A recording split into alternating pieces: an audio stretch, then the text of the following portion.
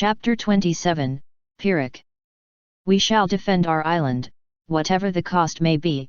We shall fight on the beaches, we shall fight on the landing grounds, we shall fight in the fields and in the streets, we shall fight in the hills, we shall never surrender.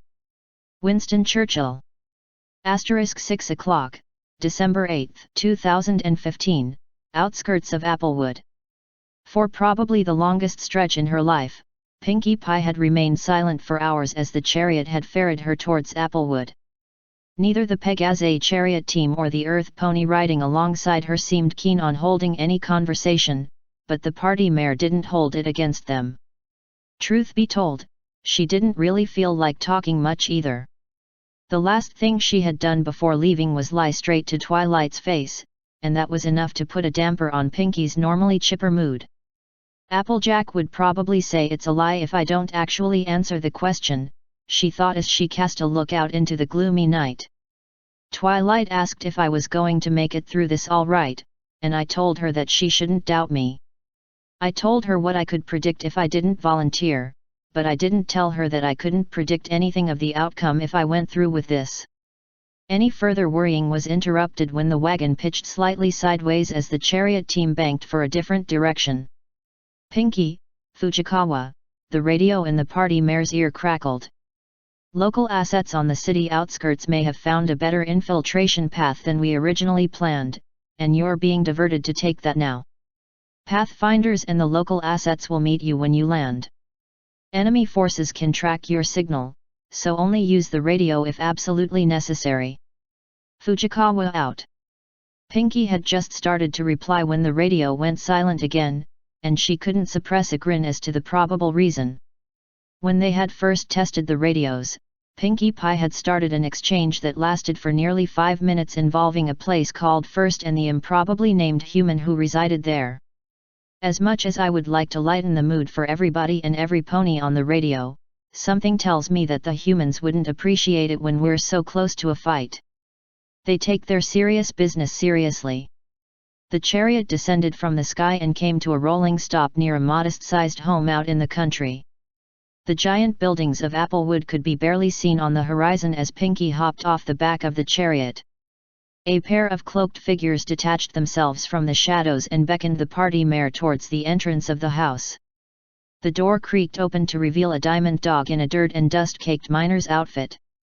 Pinkie hesitated at the threshold, then looked over her shoulder. The chariot she had rode in on had already ascended to the early morning sky, and the two cloaked escorts had vanished back to wherever they had been hiding earlier. I guess there's no going back now, she thought before finally entering the home. The diamond dog didn't comment on Pinkie's black-on-black attire or anything else as he held the basement door open. She trotted down the stairs and was greeted with a rubble-strewn room barely lit by a string of faintly glowing crystals strung by a string. The string itself led into a rough-cut hole in the floor, which opened into a tight tunnel that extended on for some distance if Pinkie was any judge. "Go, now," the diamond dog whispered as he closed the door and pressed his eyes up to a hole in its center. "Tunnel leads to Applewood. You must hurry.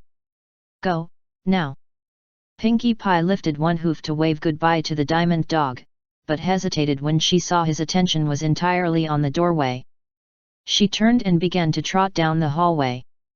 The tunnel was deserted, and every hoof fall seemed unbearably harsh and loud. She continued at her trotting pace for what felt like nearly an hour before the tunnel sloped upward.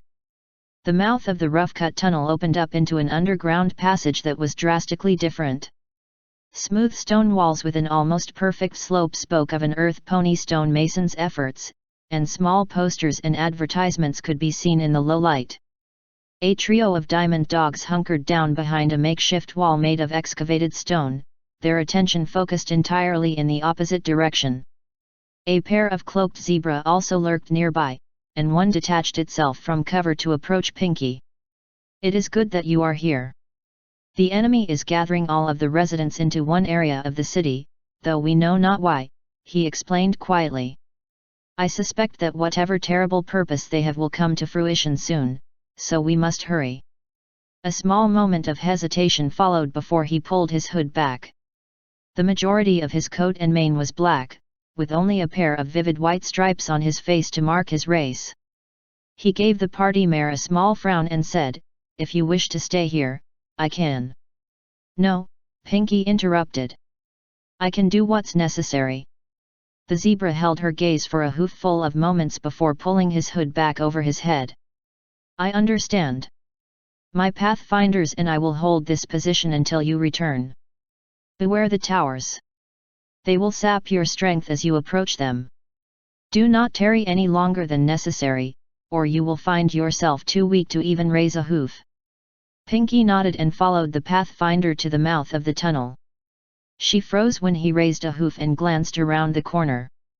The hoof slowly fell back down to the ground, and Pinkie Pie crept past and into the occupied city.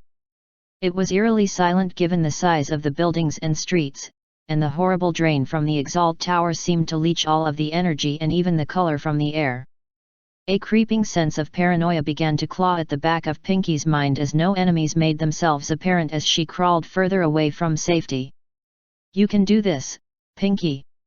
You are more than your pinky sense. You aren't helpless without it," she told herself as she resisted the temptation to whip her head around in every direction looking for enemies. Without the helpful hints from that special skill, every shadow looked like a lurking enemy and every sound was the approach of an army. Pinky ducked into an alley and sank down behind a dumpster. "Is this my limit? I was so certain I could do this, but now I feel so weak. Hopeless. I'm not like that. I'm nothing like that. Why am I feeling like this?" she thought as she looked down the alleyway, and the look quickly turned into a glare. Well, that would explain it. The alleyway cut through several blocks of applewood and was littered with dozens of dumpsters, forgotten carts and other various obstacles. One of these obstacles stuck out like a sore hoof, the orange stripe running up its side visible even in the early morning darkness. What was perhaps more telling was the pair of human silhouettes standing atop a nearby building with binoculars to their eyes. Pinky pressed herself against the nearest building to break line of sight with the observers before creeping forward. She approached the edge of the building and glanced around the corner. The two guards were now looking upwards into the sky, though the Earth pony wasn't certain what they could see besides the impenetrable wall of black clouds looming overhead. She wasn't going to complain, though, as their distraction served her purposes as she moved across the street and into the next alleyway. The majority of her friends made a big fuss about the Pinky sense, but the Pinky also possessed another impressive skill honed through years of practice and playing around Ponyville. Like the odd feelings she got warning her about what would happen, most ponies simply assumed her ability to seemingly appear out of thin air at any place and time was also some form of magic and left it at that. While Pinky couldn't exactly say how much of this skill was magic, she was certain only Twilight would appreciate the amount of practice and work it took to instinctively know where some pony's attention was at. Different races had different levels of patience, and different individuals had their own quirks that might affect their attentiveness. Through observation, and a level of physical ability that might make Applejack pause, Pinky had the ability to move when no pony was looking, hide where no pony was looking, and wait longer than any pony would think to so she could pull off her normally silly hijinks. The next street was traversed just as easily as the first. The two rooftop guards hadn't even glanced down to street level, and there wasn't even a perimeter guard set at the mouth of the alleyway. "I bet they didn't think any pony would want to go near the towers, so they don't have anyone watching closely. I know I don't want to be here," Pinky thought, and she struggled with suddenly weak legs as she stopped around a dozen body lengths from her objective. She pulled out a small package from her saddlebags and took one step towards the tower, before pulling her head back to toss the package. It soared through the air and came to rest beside the tower, and to Pinky's eyes it was indistinguishable from the broken stones that sat at its base. The mare had to retreat more than a block before her legs would stop shaking. She took a moment to steady herself before closing her eyes. That was the tower behind the Paso building, the next closest one will be just off of Main and 7th in the park. Pinky opened her eyes and took a steadying breath before weaving her way through the abandoned city towards her next destination. The route had been mostly clear, but Pinky had been forced to cut through several buildings to make it safely to the park in question. She had just entered a local coffee shop through a rear window when the sounds of voices greeted her. She dove for cover behind a countertop as an Exalt soldier stepped into the back room. He looked much like the humans that Pinky had met in Canterlot, but all comparisons ended as he shrugged off his trenchcoat before folding and placing it on the countertop. The skin in his face and neck was deathly pale, and several unhealthy-looking veins could be seen standing out around his eyes and forehead. He unbuttoned his shirt sleeves and rolled them up as he approached the coffee machine, revealing muscular arms covered in jagged tattoos. He asked a question in the human language as he started the coffee machine. Pinky noted the number of voices from the front of the shop, and she also took note of the staticky voice coming from somewhere on top of the counter. She carefully reached up and snagged the radio from where the Exalt soldier had left it. "I have a feeling I might need this," she thought after turning down the volume. She pocketed the radio and crept to the end of the counter. The party mare slowly stalked into the front of the coffee shop, and she froze as she saw 4 more Exalt humans sitting on the countertop with their backs facing her. "I know our tables and chairs are probably a bit too small, but sitting on the counter is rude. I should," Pinky thought before common sense asserted itself. "Focus. There are bigger things to worry about." The Exalt soldiers were easy to avoid as she passed through the shattered front door and out into the street. The second tower was within sight, standing next to a damaged tree and a water fountain depicting the princesses. Pinky offered a silent apology to the Diarchs as she brought out the second package and tossed it toward the gap between the fountain and the tower. Her aim was off, and it collided against the tower with a hollow thunk.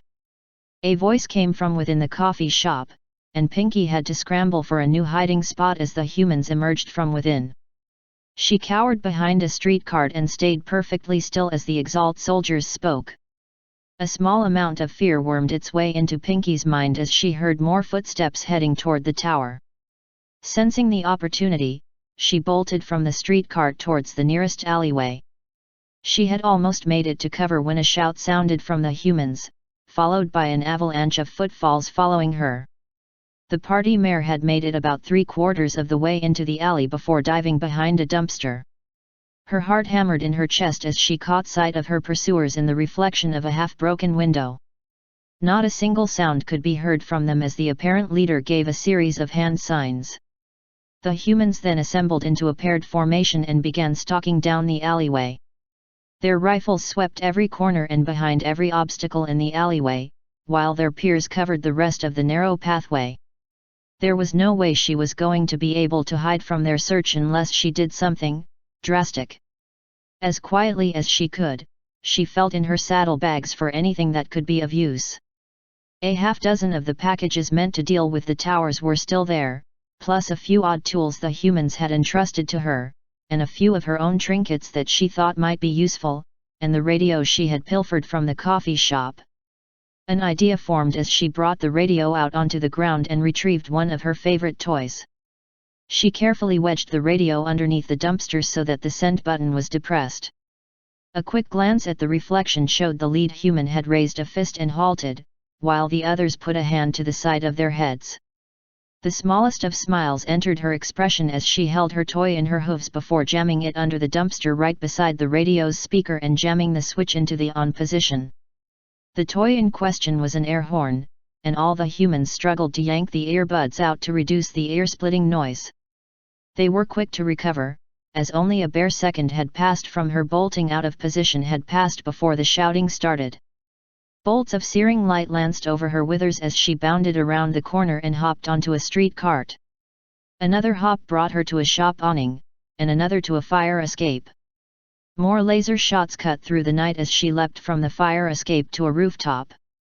"Pinky, we're seeing laser fire near your position," Fujikawa reported through the radio. "Exalt has been alerted to your presence. I recommend you trigger the packages you left and find some place to hide.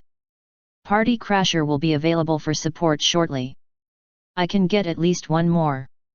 Pinky huffed as she made a flying leap across an alleyway and onto the next rooftop. The radio was silent long enough for Pinky to hear rather angry shouts from street level. Green light. Fujikawa said, her tone becoming increasingly tense.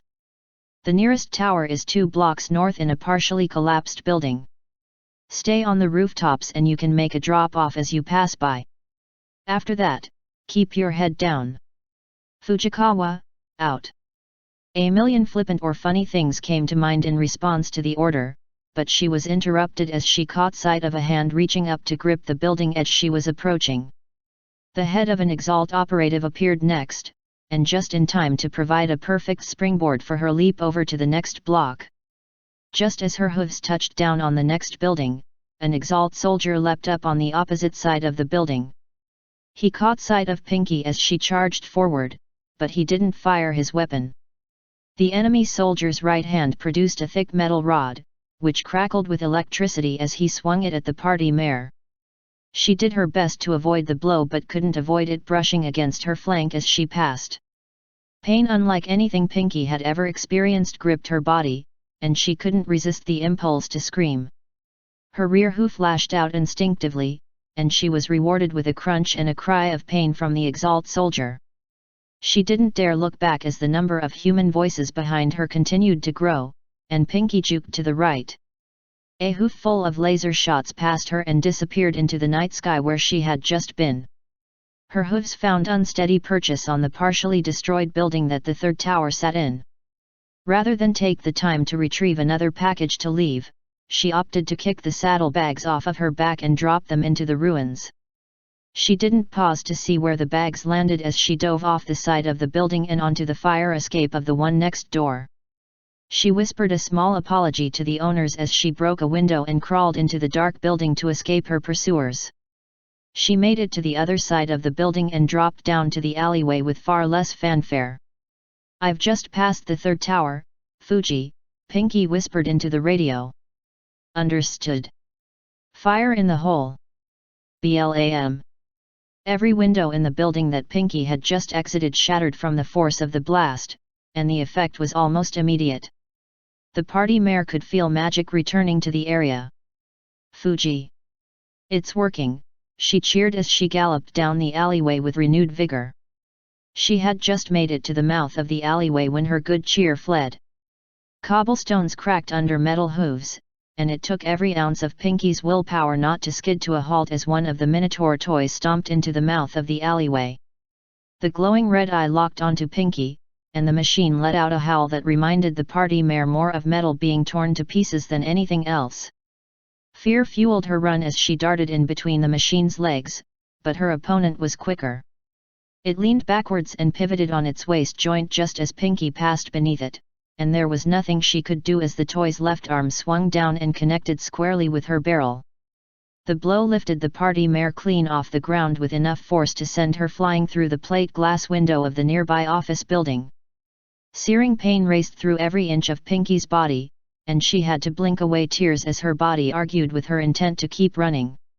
Pieces of glass littered the floor around where she landed, and a pair of glass shards were lodged into the side of her barrel. Fear overrode those arguments as that evil machine glared into the darkened office and growled like a rock grinder. Human voices could also be heard as Pinky limped towards the exit on the opposite side of the office. The party mare spotted her salvation as she left the building, an underground tunnel entrance just like the one she had entered the city from. "If I can make it there, I can use the underground to get back to the others," Pinky thought as she stumbled across the street and into the tunnel entrance. As her eyes adjusted to the darkness, her plan disappeared with her hopes. The tunnel was collapsed and unpassable. She tried to turn back the way she had come, only to stumble and fall to the stone floor. Any attempts at rising again were hampered by a coughing fit. One hoof came up to wipe her muzzle, and it came away bloody. Her vision blurred, but it was clear enough to see the enemy approaching slowly. "Command, we have the saboteur." Confirmed as HVT, the lead human said as he approached the wounded mare. He raised the weapon in his hands towards Pinky and continued, "No, sir. I don't think she's going to make it." Pinky's eyes drifted shut, and she tried to smile. "I did my best," she thought as she drifted off. The party mare didn't have enough strength to even open an eye to see what all the noise was about before the darkness consumed her. Asterisk 6:30, December 8, 2015, airspace over Applewood. You know, Lana, Firecracker said, piercing the awkward silence that had reigned over the chariot since they had lifted off from Canterlot. I haven't figured out why you wanted me to tag along with you on the ride over Applewood. Captain Harris didn't seem to know the reason, either. The disguised changeling plastered on an easy-going smile as she looked out into the night sky and the dark shapes of the other chariots idling in the clouds. If it's assassination you're planning, you might want to reconsider. If I have to I can sprout wings and fly, and there are a troubling number of witnesses to the act. Lana, or rather, Beowulf hunched down at the far end of the chariot. She didn't immediately respond beyond continuing to look the changeling's way. The golem's stare was doubly unnerving for Firecracker, who had no facial cues, eye movement, or emotions to interpret from her conversation partner. To the changeling's perspective, she was having a conversation with something as expressive as an empty suit of armor. You're here for a couple of reasons, the golem started to explain in that artificial voice Firecracker had trouble associating with the woman she knew. The first is that if we can talk like this, you can't do your creepy emotions thing. And I know you've been doing that every time we talk. Firecracker started to reply, but paused, then nearly face-hoofed. She doesn't like being around ponies that can feel her emotions? You had one job, FC, and you didn't realize this until now? Given what you've seen, can you blame her? Second, if you're here, then you're not back in Canterlot. I can't properly defend myself so long as I'm in Beowulf, Lana continued. Firecracker gasped dramatically. I'm wounded, Lana. Wounded? I would never do anything to any pony who was in such a state, she denied, before adding with a whisper, ... without their permission. There. Lana declared as she leveled one of the weapon-laden arms at Firecracker. That look you have right now. It's creepy. Stop it. The changeling held her hooves up in mock surrender, but she couldn't help but feel just a little anxious about what was being pointed in her direction. I know I said the assassination plan wasn't very good, but that doesn't change the fact that she can murder me quite thoroughly if the mood strikes her. Lana's arm slowly lowered back to its original position, and the awkward silence began to creep back in before she continued. Last, we have to talk. The pensive tone was enough to replace Firecracker's fear with curiosity. Oh? Talk about what? What do you want from me? The curiosity gave way to confusion. What do you think I want from you? I don't know. Lana snapped back, frustration easily heard in the artificial voice. The answer as well as the heated reply was like a corner piece to the puzzle named Lana Jenkins. It didn't solve the puzzle, but it gave a clue. Firecracker looked down before taking a deep breath to speak. Lana, I'm not sure I understand, so I'm going to ask you a few basic questions. If you don't want to talk about it, just say so and I'll never bring it up again. If you answer my questions, then I promise whatever we discuss will remain between us. The golem didn't move for several moments, before giving a simple nod. Okay then, Firecracker started, before closing her eyes to concentrate on choosing the right words. I've been spending a long time going over our conversations and what has happened recently so I can understand what is bothering you. You showed very predictable reactions when I approached you on Earth, but that changed after I adjusted my appearance. You also stated that it isn't because of what I am that you're reacting the way that you are. That leaves only one real explanation as far as I can tell. Why does the concept of being approached make you afraid? I've got a better question, Lana replied, and it wasn't hard for Firecracker to imagine the synthetic voice with a terse tone. Why are you so set on approaching me? Changing the subject? HRM. Firecracker thought, before letting it slide. Why wouldn't I? You're a brilliant example of your species, clever and capable in equal amounts. I've also noticed that you have something of a sixth sense for when others are in distress and you try your best to help them forget about what's bothering them. You're also one of the few creatures I haven't been able to figure out even after extensive study. Why wouldn't I admire someone with those traits? I'll admit that my nature makes me less predisposed to placing emphasis on race in my partner, but you said that wasn't what was bothering you. Is it really so hard to believe that I might be legitimately attracted to you? Yes, it is. Lana snapped, and Firecracker was silently grateful that their words wouldn't carry past the chariot's passenger box due to the wind. What is it that you want from me? A quickie? A one-night stand? Tell me what you want. What the artificial voice lacked in nuance was more than made up for by body language. Both of the mechanical hands were clenched into fists, and the slightest tremors could be seen in them as well. Why is she so convinced that all I want is something so shallow? Lana, Firecracker started slowly. Lana, have you never had someone approach you to simply enjoy your company? Have you never known someone who wanted nothing but the experience of knowing you? Silence fell between the two for nearly a minute before Lana spoke. Once, was all she said. That one word was another piece of the puzzle in Firecracker's mind. What ha? Party crasher, command. Curse you to all the hells that will ever be, Fujikawa. Firecracker raged internally before tapping the radio in her ear. Command, party crasher. Go ahead. Our field operative has been spotted. Beowulf is to deploy immediately and neutralize the remaining towers, then provide cover for the operative until the city is secured. Solid copy, command. I'll be dropping in 10 seconds, Lana said as she rose from her hunched position and began to walk to the open rear of the chariot. She hesitated for just a moment before turning slightly to regard Firecracker. Whatever it is you want from me, I don't think it's going to end well for either of us, she said before stepping off the back of the chariot and into the cloudy abyss. Asterisk 640, December 8, 2015, airspace over Applewood. The altimeter ticked down on Lana's HUD as she fell away from the chariot, and she couldn't help but wish she could leave the changeling's words behind just as easily. Beowulf, command. Medical is reporting your heart rate is spiking at around 150, but your connection is still at around 90%. Are there any problems on your end?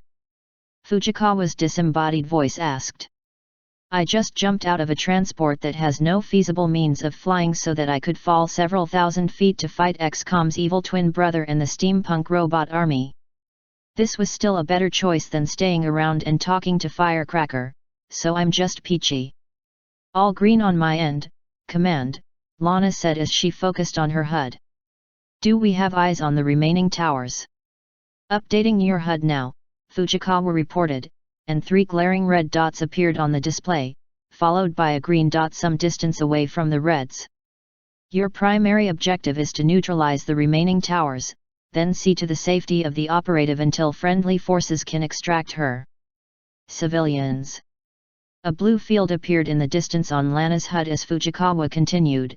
Exalt has rounded up most of the residents and restrained them to a specific area. There are a few stragglers that show up during our scans, but they're few and far between. It'll be just you in a target-rich environment once you hit the ground. Collateral damage. Princess Luna has given us her blessing to do what's necessary, but try and keep it to a minimum. The thick clouds that Lana had been falling through abruptly ended, and the dark cityscape opened up beneath her.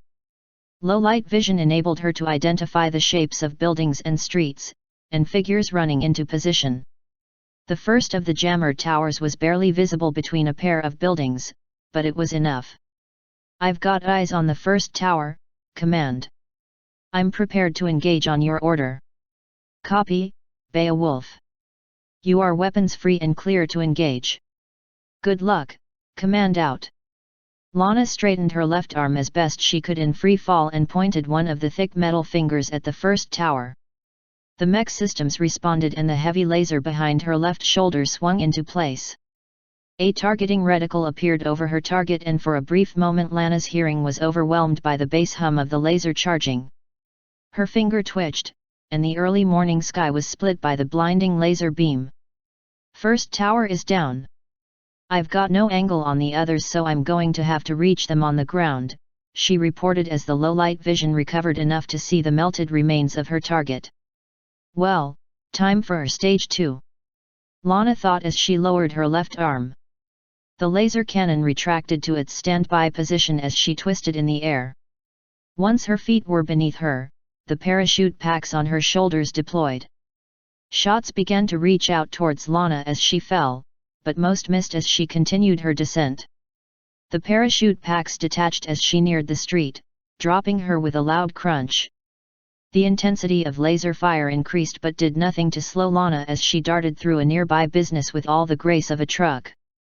The brick and mortar masonry on the opposite side of the building didn't slow the mech down for a second as she burst into the alley behind. Rockets flared beneath her metal feet and launched her up to the roof of the next building. A pair of very surprised Exalt operatives were the only thing barring her way to the next building, and a swipe of her right arm sent them both flying off the building. I'm coming up on the second tower now, Lana reported as she leapt to the next building. The distance to the next tower vanished with every running step. She didn't notice anything was wrong until she was practically on top of the next tower. A creeping numbness began to press in all around her, and her mechanical limbs failed her. Is my signal being disrupted by the jammer? No. The forward momentum she had built wouldn't be so easily thwarted, causing Lana to tumble headfirst into the skylight of her target building. Crash! Crunch! The numbness subsided almost immediately as Lana regained her senses. Well, that was snatching victory from a potential disaster, she thought as she surveyed the wreckage of the jammer that had broken her fall from the skylight. Command, the second tower is down. If anyone tells Captain Harris how I did it, then I will get you. Radio discipline, Beowulf, Fujikawa said, though Lana would swear she could hear the grin on the Major's voice. It may be advisable to not engage the next tower at close range. Copy that, Lana said, and she would have huffed in annoyance at what had just happened if she were able to. Matt's never going to let me live this down. Why bother giving you guns when you can just fall on your target?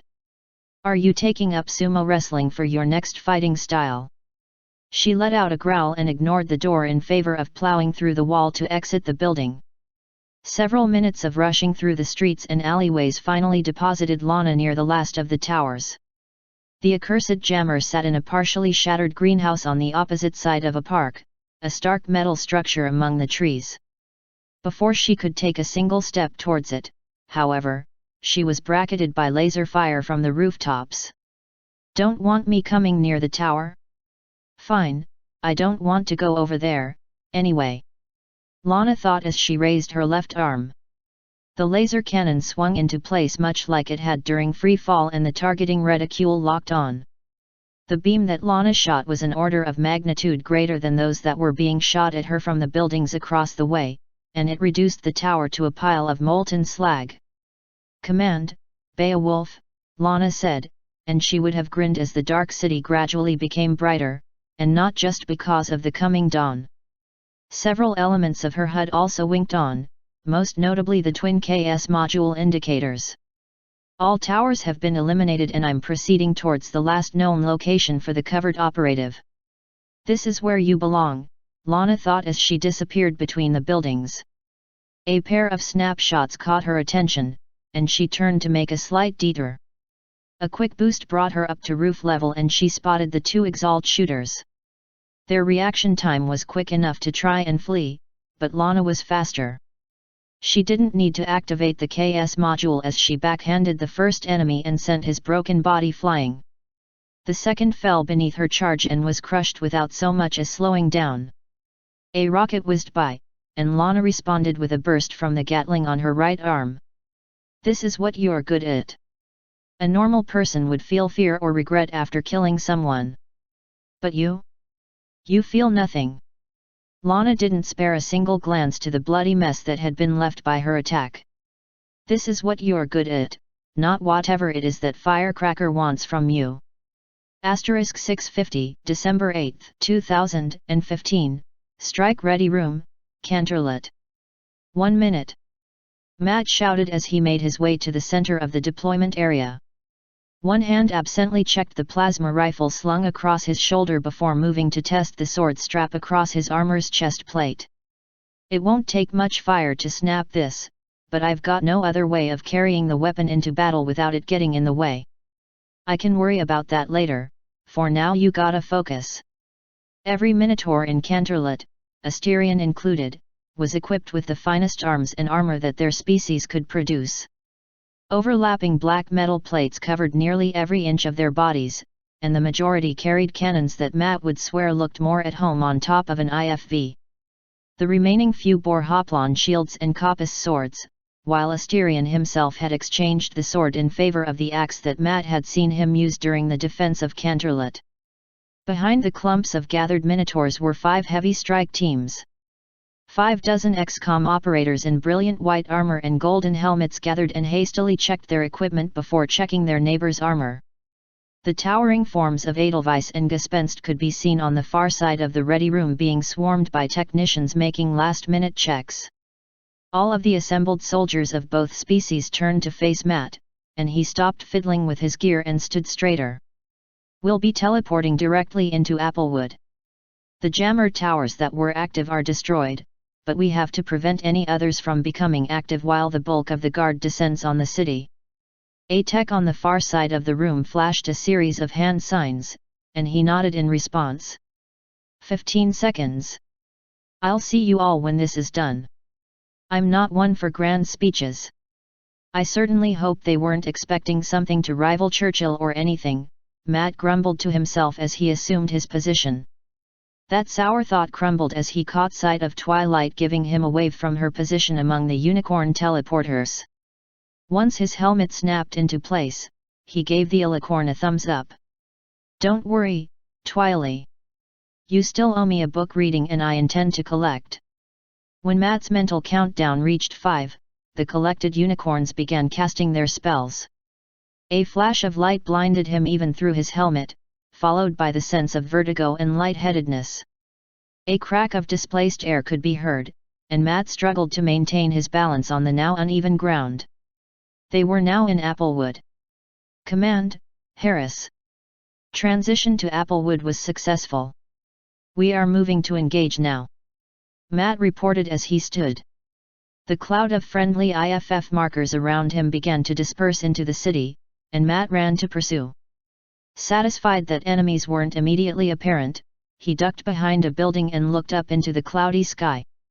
Jong, Harris. How do things look up there? The enemy is on alert. Several toys are advancing on Beowulf's position.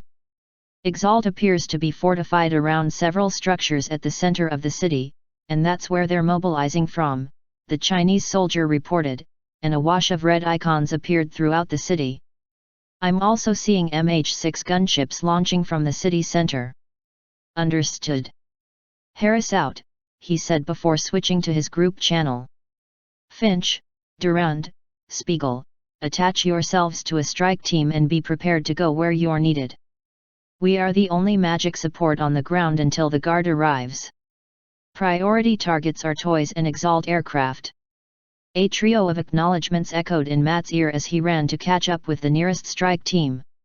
He retrieved a trio of tungsten projectiles from a pouch on his belt and levitated them beside him. His eyes drifted from the telekinetic weapons just in time to catch sight of the strike team engaging an entrenched position 2 blocks away, and the door to the building behind them flew off its hinges. Time slowed as a quartet of Exalt barreled out and into perfect flanking position for the strike team. Matt launched all 3 of his TK projectiles at the new hostiles, and was rewarded with 2 clean headshots. The third missed by less than a finger's width as the intended target pulled his head back at the last moment. A small amount of annoyance crept into Matt's thoughts as he fired his plasma rifle at the man who had dodged.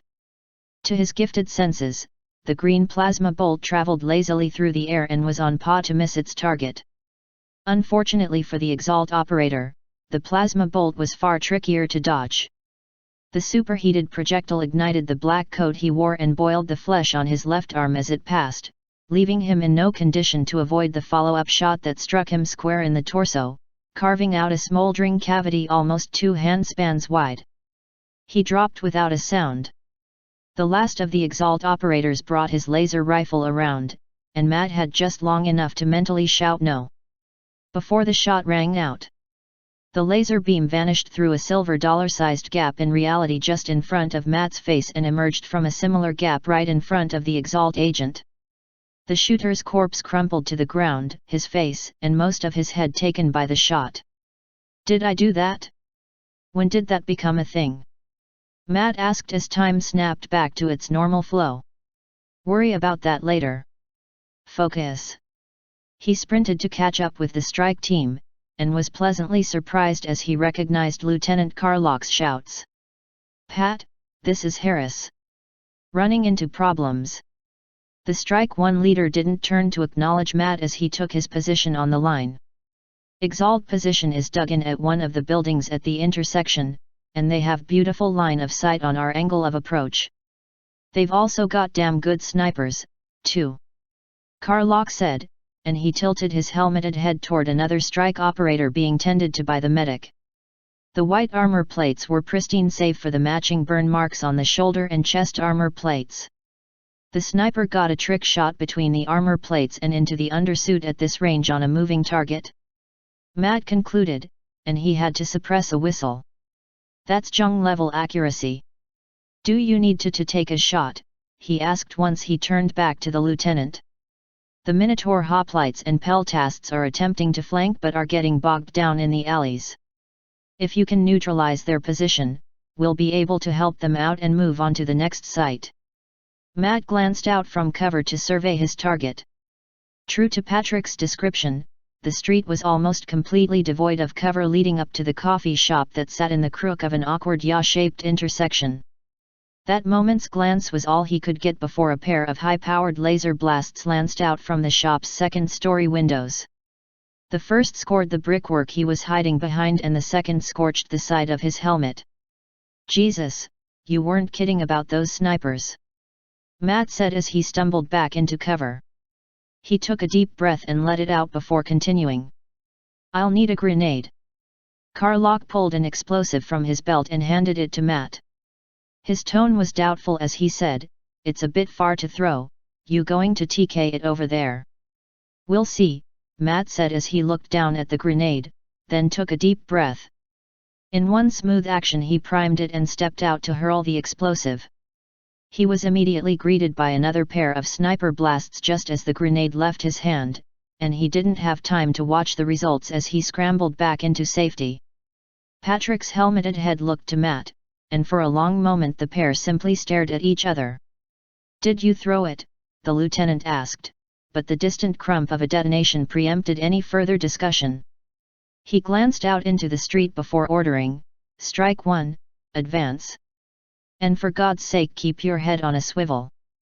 Matt stepped out into the alleyway behind the lieutenant, his eyes locking onto the now burning coffee shop. No sniper fire lanced out towards them as they began to advance down the street, though sounds of fighting could be heard close by. Scratch close by, that's just on the other side of these buildings. He realized with a start. Contact left. A hail of laser fire poured out of the buildings they had just passed, but that wasn't Matt's biggest concern.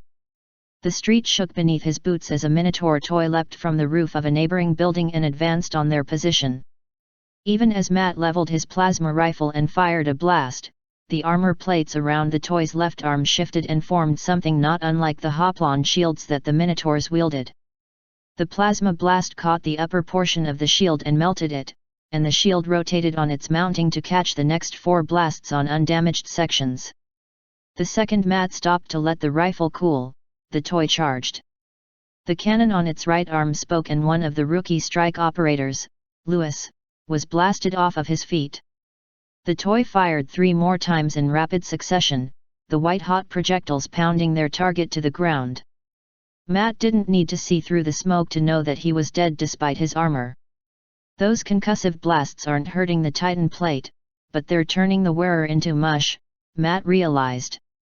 The toy had begun to turn to its second target even as the XCOM and Exalt soldiers exchanged fire when Matt evaluated his options and settled on the most absurd. If this works, I'm going to buy that kid a drink and to hell with diplomatic procedure, he thought as he reached up to the sword on his back and charged. The toy spotted Matt's advance almost immediately, and it let out a horrific screech as it brought its cannon to bear. Time slowed as the first shell spun lazily out of the barrel, and Matt's muscles burned as he forced himself to continue forward despite the time dilation. The shot arced over his left shoulder as he drew the sword, and his confidence grew as the robot spotted the movement and began to backpedal. The second shot burst forth as Matt entered point-blank range, and he was nearly knocked off of his feet as it clipped and tore the shoulder armor plates clean off. The shield arm descended to crush him where he stood, and flew free as the sky steel blade crossed paths with it. Matt had been expecting some sort of resistance from the strike, but the griffin sword passed through the machine as easily as if he had taken a swing at a cloud. Because of this, his next step turned into a stumble and he flailed to try and maintain his balance. He lashed out blindly with the sword in an attempt to stave off any further attacks as he regained his balance. Crash! The flow of time resumed as the torso of the toy crashed to the ground, and its lower half followed a second later. The upper half of the robot tried to back away with his one intact arm, but Matt was quicker as he jammed the sword into its chest. The toy spasmed and moved no more. A roar from the buildings caught Matt's attention, and a moment later 2 hoplites rushed out. Their armor and shields were pockmarked with gouges and melted pits from laser weapons, and that only increased as they closed in on the Exalt position's flank. One enemy ducked under a sword strike only to have his head crushed under a shield slam. The second Minotaur nearly bisected one enemy, only to be felled by a precision shot from another Exalt. That shooter was torn to pieces by a hail of cannon fire from the peltasts that entered the fray. With no other options available, the remaining Exalt operatives dropped smoke grenades and disengaged from the fight. "Captain Harris, congratulations on your kill," the last hoplite said as he stomped up to the wreckage of the toy.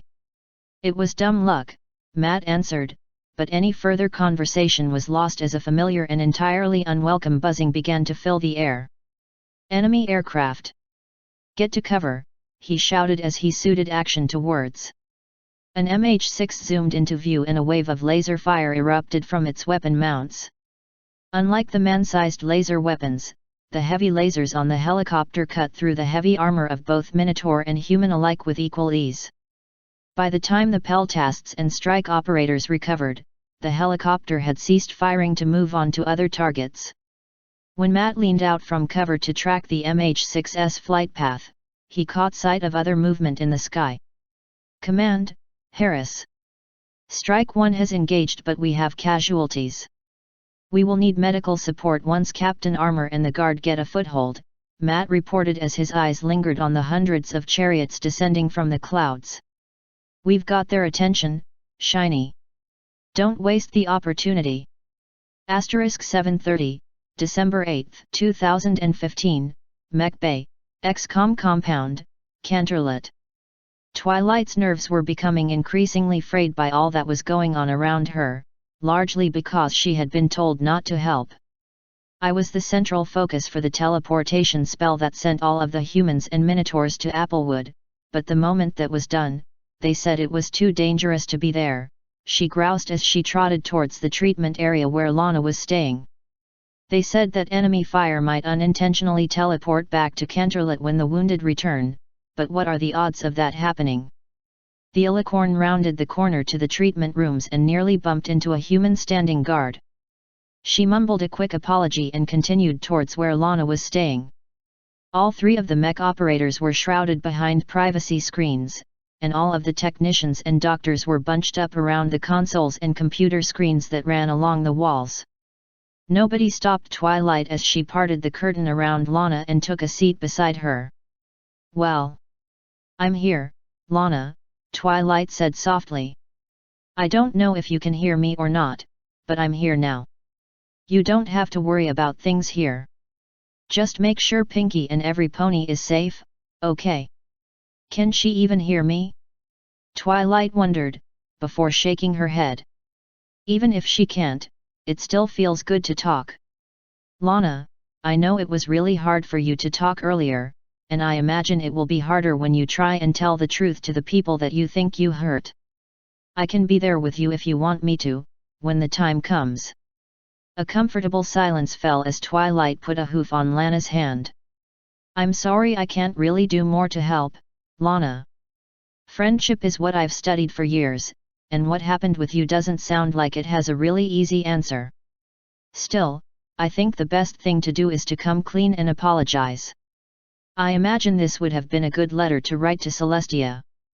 The rustling of the privacy screen interrupted Twilight's train of thought, and she glanced over to see a doctor she couldn't quite recognize approach Lana's bedside. She silently produced a syringe and injected a clear liquid into the foredrip, before jumping slightly when she noticed Twilight's attention. The Alicorn's gaze shifted from the doctor to Lana as she asked, "Is that going to help Lana feel better?" "In just a little bit, she won't feel a thing," the doctor said as she stepped through the privacy screens and out of Twilight's line of sight. Less than a minute later, Twilight was trying to comfort her friend as best as she could. Any thoughts she had about the doctor and her injection were long gone from her mind. 730, December 8, 2015, Main St. and Applewood Boulevard, Applewood. The Exalt soldiers that were shadowing Lana's advance had wizened up to the fact that she was mostly impervious to their laser weaponry, and she was simply too fast to get caught by a rocket except at point-blank range. "And they know what happens when they get within point-blank range of me," she thought, and she didn't need to look at the blood splattered across her metal hands to affirm the point. Unfortunately, this led to a disconcerting lack of action for the woman, and her mind began to wander. A new voice had joined the debate, and it was one that Lana hadn't heard in over 10 years. Like the darker voice that berated her, this one also belonged to Lana, and it was quiet, gentle, and full of hope. It was everything she had ceased to be over the last 10 years. "How do you know that she isn't sincere? It's not her nature that bothers you, it's the possibility that she sees the real you and accepts it." Lana rounded a corner and was rewarded with another empty street with nothing to silence that insidious train of thought. "She's guessed just about everything about you, stuff that not even Matt knows about, and that hasn't stopped her at all. This is the chance that you thought you lost. Take it. Take it." The darker voice, that of her cynicism, remained silent as Lana turned the next corner. If she were in her natural body, she would have let out a sigh of relief. The last known location of the operative was at the mouth of a tunnel going underground just ahead, and at the mouth of the tunnel were 4 of the Minotaur toys. The internal debate was silenced as Lana's responsible side kicked in. "Command, Beowulf. Approaching last known location for the operative. It shouldn't take me more than a minute to clear out the enemies. Copy, Beowulf. Engineering would like an intact toy core for study. Try and disable one of them so that a recovery team can pick up the salvage." All 4 of the toys turned towards Lana and charged. The lead toy's left arm split open as a massive blade swung out and into place. The second balled its fist, and soon it dangled from its arm on a long chain. Both opened up with the cannons on their right arms as they closed into melee range. Despite her appearance as a short and sprightly girl, Lana Jenkins had a certain reputation among the strike operators in XCOM. Prior to the injury that took one of her limbs, she had been the undefeated unarmed combat champion, bar none. She had repeatedly dismantled men in the fighting ring that were more than a foot taller than her and easily 100 pounds heavier. When she had lost her left arm, she, and the rest of the strike teams, thought that her reign of terror had ended. Then that mad engineer Shen had produced the Beowulf prototype, and had enticed Lana with the idea of volunteering to test it with promises of a close combat kit tailored specifically for her.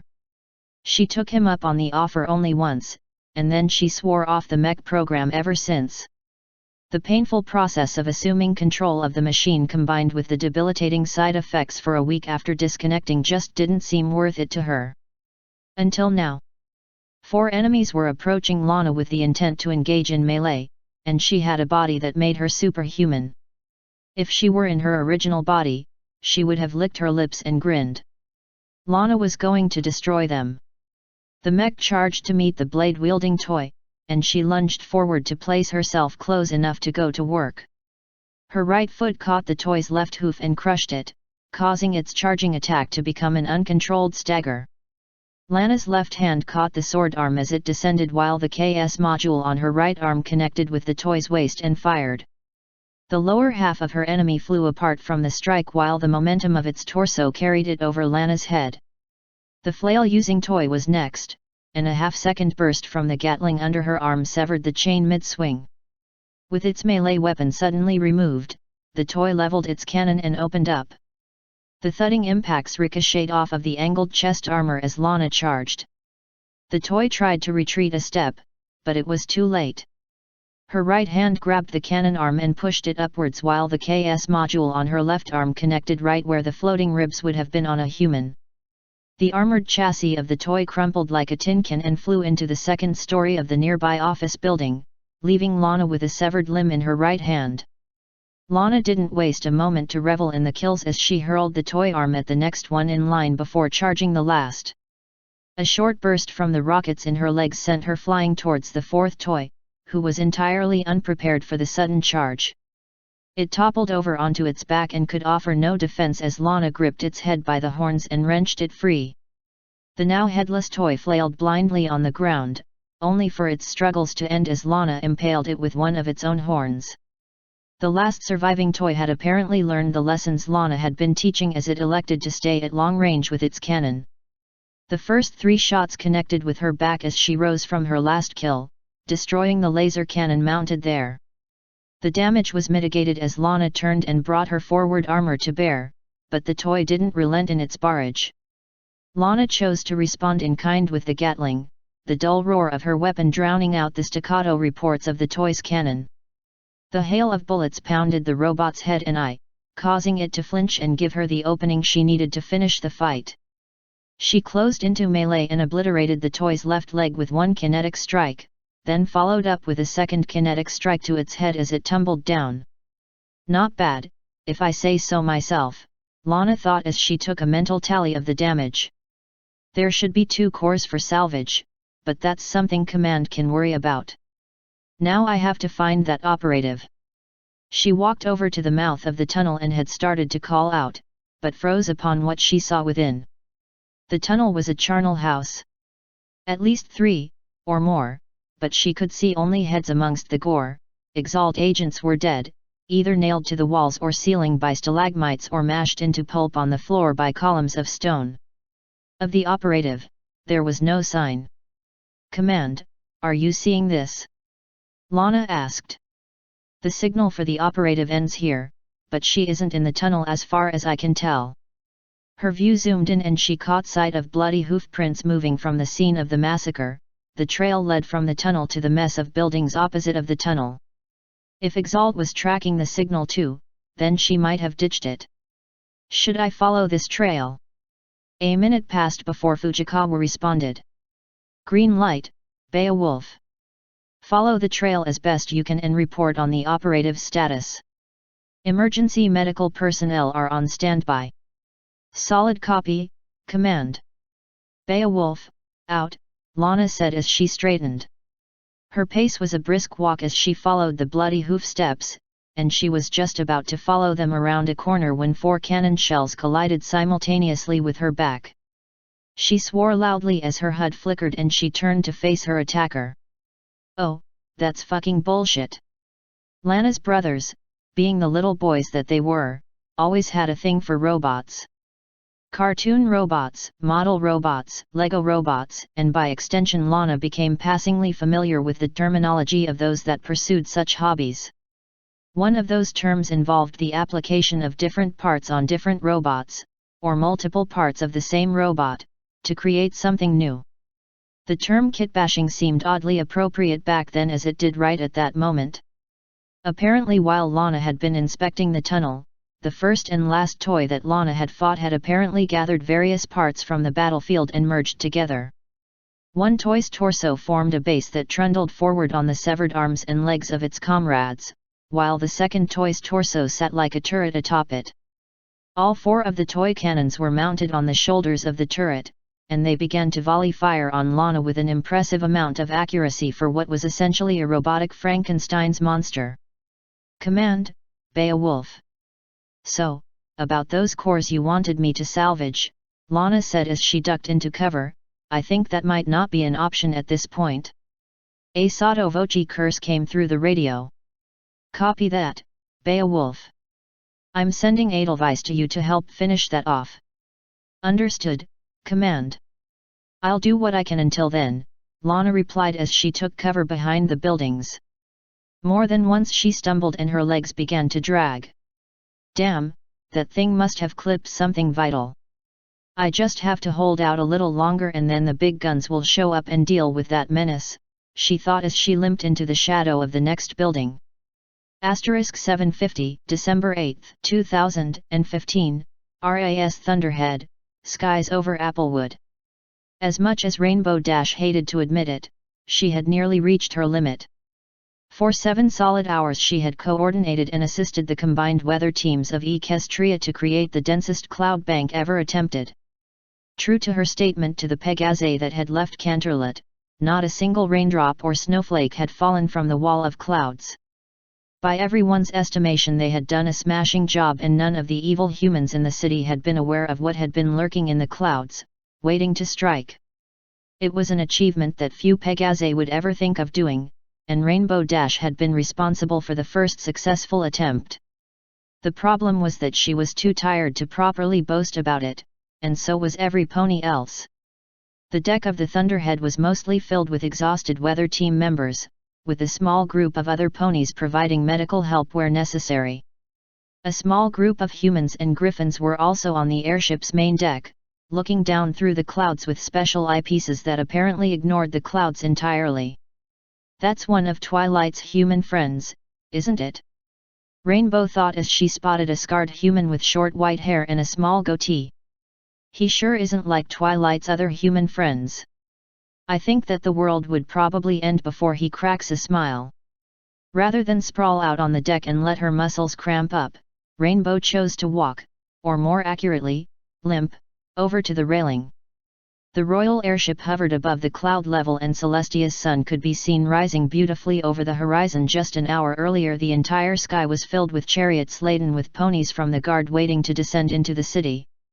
I imagine it might lift their spirits if they saw the sun rising above them, she thought, and as a mental exercise she began the planning process for dismantling the cloud bank that they had worked so hard on. Wait, that's not right, Dash thought as she squinted into the clouds. Something's flying through the clouds, but I can't see it. I can't even see a shadow or an outline, and that shouldn't be possible. The Pegasus held her eyes shut for a second before opening them again. True enough, the distortion in the clouds wasn't a figment of her imagination, but even with her sharp eyes she couldn't find a trace of the source. Rainbow sidestepped along the railing until she was beside the scarred human. Hey, you. There's something flying around the clouds but I can't see it. Can you use one of your eye thingies and see what it is? The human gave Dash a sideways glance before squinting into the clouds. Then he closed his eyes and let out a slow breath, then his eyes shot open immediately. Command, Zhang, he said as he tapped one of those radio thingies in his ear. Ospreys have been spotted entering the city airspace, and they are using wallflower devices to avoid detection. Advise the ground forces to use scanners and arcanists to detect any enemies that may be hiding in plain sight. Ospreys? I've never seen a bird big enough to disturb that much of a cloud bank, Dash muttered, and when Zhang didn't elaborate, she asked, so, what does that mean? We shall see, he replied, and he brought those eye thingies back up to stare into the clouds again. Asterisk 8 o'clock, December 8, 2015, City Center, Applewood. You're a sight for sore eyes, Captain, Matt said to Shining Armor as they crouched behind a ruined wall. Exalt is retreating to this location, but they're making us pay for every inch. The unicorn nodded, a grimace easily seen on his face. Any ideas on what they're doing here? Consolidating their forces to hold their ground, he asked as he peeked over the wall, and was rewarded with a laser beam aimed directly at his head. The beam reflected off of the shield he was projecting, but it didn't stop him from ducking back down into cover. Possibly, Matt answered, though there was little conviction in his tone. All units, be advised, Fujikawa said, and Matt was instantly put on edge by her tone. Ospreys with wallflower camouflage are approaching the city center. Zhang reports they're approaching with doors open and no passengers. They're pulling out. Matt hissed. Command, Harris. Do we have any assets in the area that can take those birds down? You're the closest, Harris. Other ground teams are reporting that their objectives have been completed. If you see a target of opportunity, you are authorized to engage. Command, out. Well, crap, Matt thought as he took his own chance to look out from cover. We should probably sit tight. We rescued thousands of civilians before they could be shipped off to God knows where, plus Exalt will really be hurting after losing so much hardware here. Best not get greedy. The idea was almost set in his mind when he saw someone that needed to die. The Exalt operatives had been laying down covering fire against the ground forces, and were caught on the back foot when a trio of griffins launched themselves from the ruins and attacked from above. One of the enemies was skewered through the chest by a foot-long crossbow bolt that punctured his armor as though it wasn't even there, while the second was nearly decapitated by a bolt. The third Exalt operative smiled and leaned to the side to avoid the third griffin's shot. 3 laser beams cut through the early morning air and all 3 griffins fell from the sky. When one drew a blade and tried to rise, the smiling soldier drew a pistol and shot the griffin in the head. Ah, my apologies, the other person said affably as Matt turned to get a good look at him. He was tall and wearing a well-tailored business suit and tie and carried a suitcase in his left hand. His hair was far too long for military standard and was too well-styled to be irregular on the base. Wire-framed glasses sat on his nose and partially hid grey eyes while his smile was wide enough to seem sincere without being creepy. All told, the man was perfectly forgettable and wouldn't have seemed out of place in an average civilian office. Command, Harris. I have eyes on priority target Vidi. I am in pursuit. Matt said as he rose from cover and fired a shot. The plasma burst missed by a wide margin as Vidi dodged to the side, and his smile turned into a malicious grin when he spotted the shooter. Rather than return fire, he turned tail and ran further into the city center building. Matt didn't need any prompting as he hopped over the wall he had been hiding behind and charged after him. Matt, wait! Shining protested before he too charged out of cover. All units, advance. Go. That same rage that Matt had felt all those months ago gave him more than enough motivation to charge headfirst into the Exalt position. He fired his plasma rifle until it overheated, then switched to his tried-and-true ballistic sidearm. Everything that his mind could touch became a weapon, and soon he had a small cloud of spent shell casings behind him that could be launched at the speed of thought in any direction he pleased. Despite the groups of Exalt soldiers he plowed through, Vidi was always at the end of the next corridor long enough to be seen but not shot. Had Matt approached the situation without his anger, he would have anticipated what came next. He had just rounded the corner to the city center's open-air patio when he spotted Vidi, and the grenade he had just thrown. Through either gene manipulation, implants, or practice and exercise, the grenade flew at Matt with the speed of a fastball. Only his telekinesis kept it from connecting squarely with his helmet, and time stopped just long enough for Matt to read the printed label on the side, Arcane Damping Device 87. Click. Pain. That's all there was. Matt's entire existence was pain. God, there was something important going on, but he couldn't remember any of it save for the pain. Mr. Harris, I'm so glad we were able to meet again. Though I would have rather done so under more ideal conditions. Anger. Anger fought against the pain, and the longer Matt heard that voice, the angrier he got. I had actually made arrangements to host such a meeting with you in late October, but those plans fell through. It seems that the men I sent to retrieve you and Miss Jenkins were delayed by traffic, of all things. By the time they extricated themselves, you both were long gone. The pain was just a distant memory now, and rage filled every fiber of his being. He struggled to stand, and was momentarily confused as he realized that he was being dragged by whoever was talking. Exalt Vitae! You are bound by law to stand down. Drop your hostage, do it now. There's no getting away from this. Drop him or you're dead. Other voices, male and female, familiar and unfamiliar. What were they saying about a hostage? It's a pity that our reunion will be cut short, the first voice said, the speaker close enough that he could almost feel breath on his neck. I had intended to spend significantly more time with both you and Miss Jenkins before you expired. It seems that I will have to make do with the knowledge that at least one of you is dead. Goodbye, Mr. Harris. Pain seared through his right arm and chest as Vitae jammed a knife between the Titan armor plates and into the flesh beneath his right arm. Just as quickly as it had entered, the knife was extracted and Matt was pushed forward and onto his knees. Shouts and weapons fire could be heard from all directions before slowly dying back down. Harris, command. Status report. Fujikawa shouted through the radio. Beowulf, Edelweiss, and Gespenst just disco. Anything else that the ex-com officer might have said was cut off by the sounds of gunfire and screams from the radio. Asterisk 750, December 8, 2015, Mech Bay, ex-com compound, Canterlet. One of the doctors reached out to Twilight and shouted something, but Twilight barely heard it. Her eyes were locked on Lana as her body convulsed on the bed and the increasingly frantic work of the doctors and technicians. The agitated beeping and blaring of the machines in the room only highlighted the seriousness of what was happening.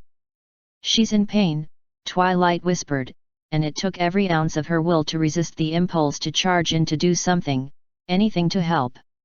The doctors' efforts became increasingly panicked as they gave Lana a series of injections apparently to no avail. There must be something I can do.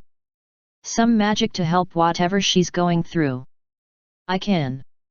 The plethora of beeps was replaced with a solid tone, and one of the doctors produced a pair of panels.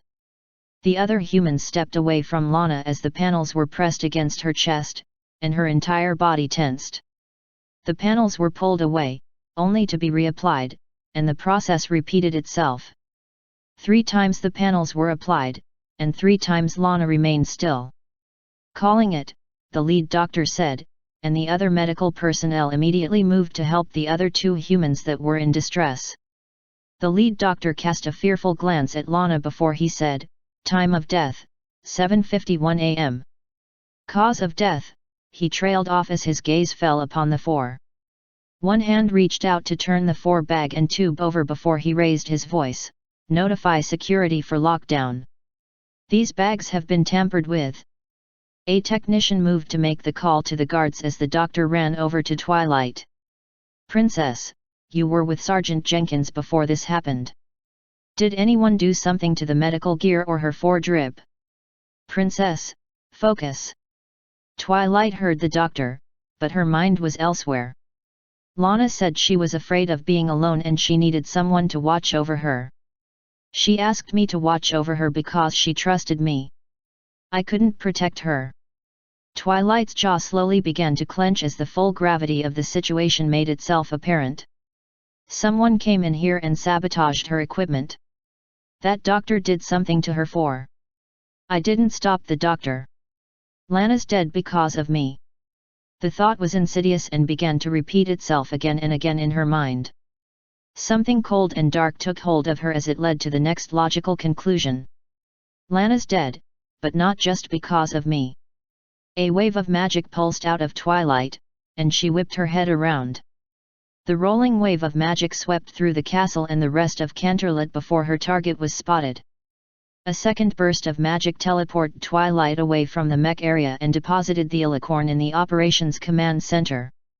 The sounds of gunfire reached Twilight's ears as the fake doctor and her guard opened fire.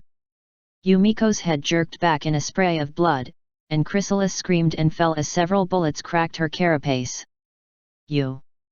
Twilight roared, but she was just a second too late in exercising her wrath. Both assassins didn't hesitate in the wake of their shots, instead turning and leaping to an upper-level balcony. Before their feet had touched down, Twilight teleported in front of them. "You!" she screamed again, and her shout was accompanied by a wave of telekinetic force. The doctor went flying over the railing and through one of the stained glass windows at the opposite end of the hall while the guard skidded backwards against the railing. He brought his rifle up to shoot, only for a wave of telekinetic force to mash him onto the marble floor. A second spell was cast and his limbs slowly turned to stone. He cried out either in pain or surprise as his arms and legs began to merge with the stone of the balcony floor, but Twilight's attention was elsewhere. The doctor crashed and bounced across one of the grassy courtyards that surrounded the castle before rolling onto her feet to limp away. She got less than a foot from her landing point when Twilight teleported in front of her. "You!" Twilight screamed as she sent the doctor flying into one of the castle walls with another burst of magical power. The telekinetic pressure didn't relent as the alicorn stalked forward. When the doctor flexed her arms to try and push away from the wall, Twilight doubled the force of her magic. Both of her arms snapped under the pressure, and all she could do was stare as the alicorn approached. She killed Lana. She killed Yumiko. Make her suffer. Make her pay.